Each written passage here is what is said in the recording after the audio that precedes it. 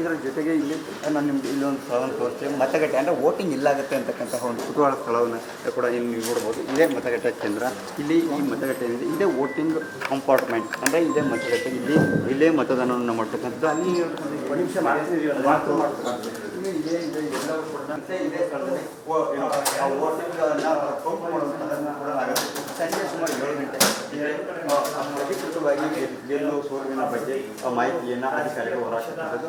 ಸಂಜೆ 7 ಸುಮಾರು ಹಾಕ್ಬೋದು. ಸಂಜೆ 7 ಗಂಟೆಗೆ ಅಭ್ಯರ್ಥಿಗಳು ಯಾರೆಲ್ಲ ಅಭ್ಯರ್ಥಿಗಳಿದ್ದಾರೆ ಅದನ್ನು ಘೋಷಣೆ ಮಾಡ್ತಾರೆ.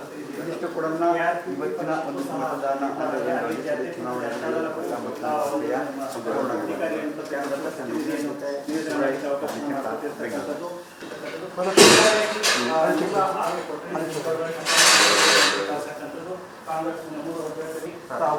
ಮಾಡಿದ್ದಾರೆ.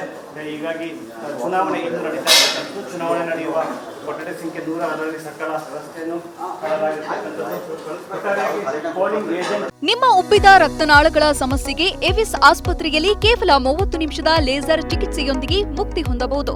ಹೆಚ್ಚಿನ ವಿವರಗಳಿಗಾಗಿ ಸಂಪರ್ಕಿಸಿ 8088837300. ಸಹ ಈ ಕೊಠಡಿ ಒಳಗೆ ಇರ್ತಾರೆ. ಪೋಲಿಂಗ್ ಏಜೆಂಟ್ ಕುತ್ಕೊಳ್ಳಿಕ್ಕೂ ಸಹ ಈಗಾಗಲೇ ಎಲ್ಲ ರೀತಿಯ ವ್ಯವಸ್ಥೆಯನ್ನು ಮಾಡಿರ್ತಕ್ಕಂಥದ್ದು. ಕಡೆ ಸಿದ್ಧತೆಗಳನ್ನು ಚುನಾವಣಾ ಅಧಿಕಾರಿಗಳು ಕೊಠಡಿ ಸಂಖ್ಯೆ 106ರಲ್ಲಿ ವ್ಯವಸ್ಥೆಯನ್ನು ಮಾಡಿಕೊಂಡಿರ್ತಕ್ಕಂಥದ್ದು. ಕ್ಯಾಮ್ರಾ ಪರ್ಸನ್ ಚಂದ್ರಕಾಂತ್ ಜೊತೆ ಸಂಜಯ್ ಗಿರ್ತಾರ, ನ್ಯೂಸ್ ಬೆಂಗಳೂರು. ಕ್ಯಾಮರಾ ಅಲ್ಲೇ